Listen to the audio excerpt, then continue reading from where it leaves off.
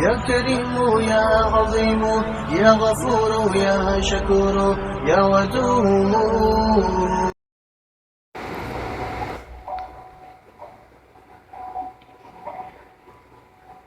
موت کے وقت اللہ ایمان والوں کو ثابت قدم رکھتا ہے۔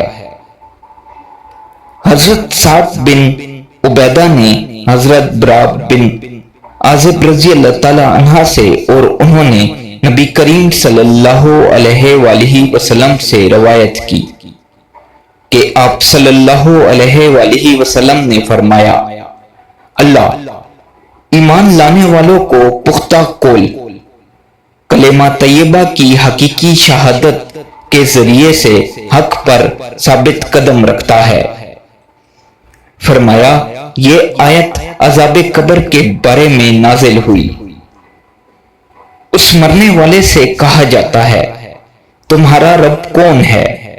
وہ مومن کہتا ہے، میرا رب اللہ ہے اور میرے نبی حضرت محمد صلی اللہ علیہ وآلہ وسلم ہیں۔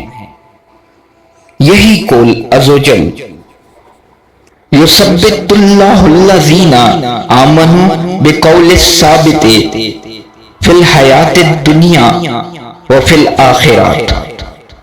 اللہ ایمان والوں کو دنیا کی زندگی میں اور آخرت میں حق بات یعنی کلمہ طیبہ پر ثابت قدم رکھتا ہے سے مراد ہے۔